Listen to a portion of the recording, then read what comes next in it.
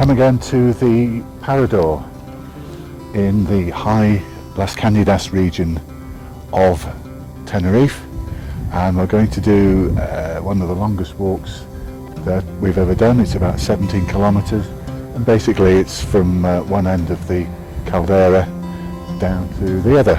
So we're going from the Parador to El Portillo, and that's where we'll get the bus back to Puerto de la Cruz. So it's about 11:45. We've got 17k to do, and we've got about four and a half hours to do it, so it's a fairly leisurely stroll, but it is quite long. Let's get started. We've been this way before because this is the way that we come to climb the mountain, or walk up the mighty mountain of Guajara, which is just before us as we head towards the main pathway.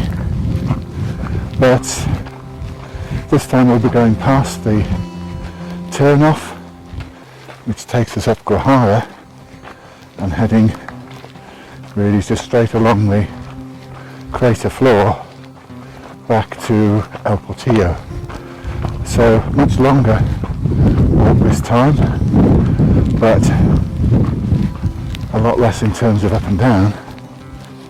And here we are just joining the main track, and it's pretty much like this all the way to El Portillo.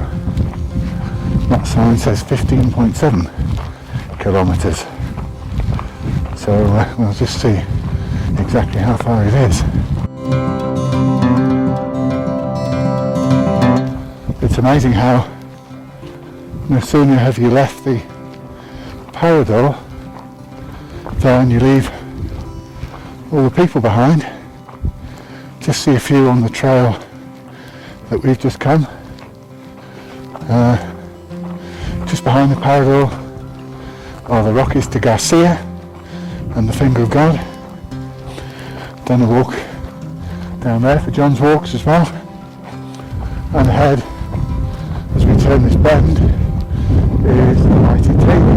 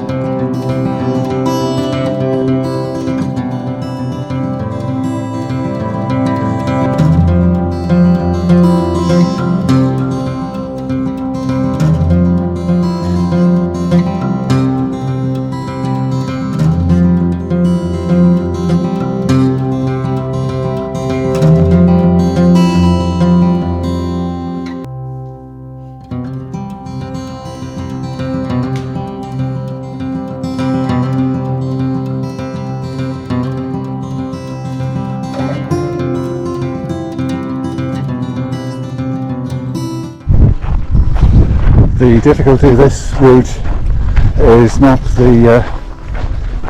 the walking as such, because it's pretty much straightforward like this all the way. The problems really are the height. So if you do suffer from height sickness at all, then you need to think about it carefully, and just the sheer distance.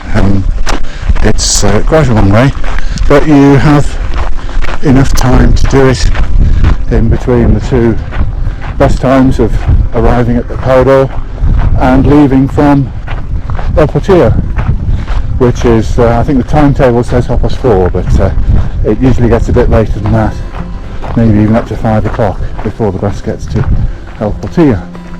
In the meantime, you can wander amongst some spectacular scenery such as this. There's not just the one route across the Canadas.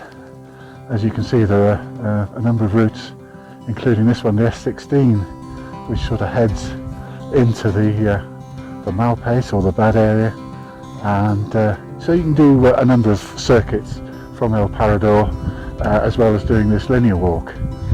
So Portillo, it's saying, is 13.3, so we've already done what, 2.4 according to the signs. And as always, over on the left hand side we can see the bulk of Tady, and just to the right of it, hardly a mountain at all, but still one of the highest areas in Tenerife is Montaña Blanca, the White Mountain, but of course it's not white at all. And then over on the left hand side you can see Pico Viejo. I've done a walk up Pico Viejo.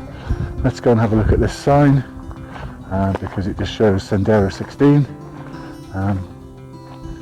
and it's talking there about the sanatorium, people coming up here to be treated for certain diseases. Long gone, of course, but the ruins of the building are still there. So that's a good alternative if you don't want to do the whole of the Siete Canadas route. We're just coming up to the turnoff for Guajara. People have just come down that way, and as you can see, you can drive a vehicle down here, and some people do.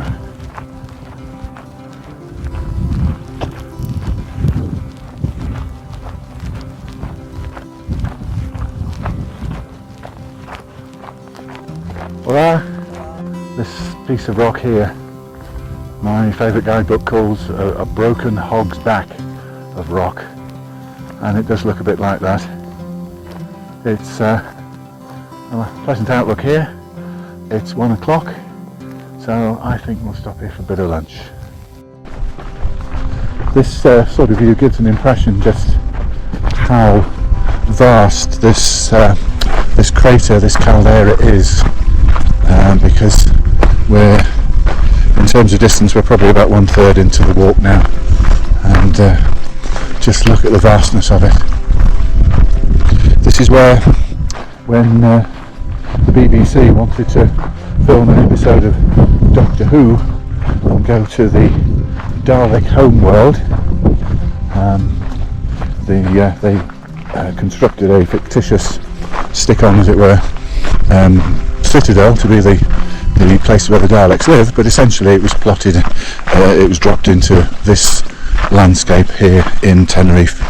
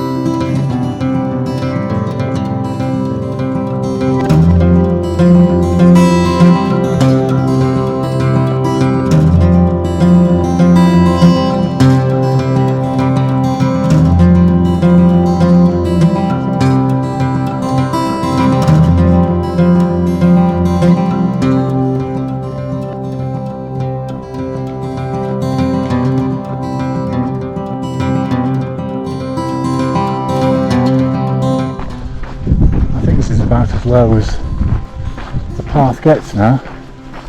We've got a long and very flat section here, heading up to a slight incline way in the distance, and that will take us more or less into Portillo. We're about, I think, 10 kilometres into the walk now.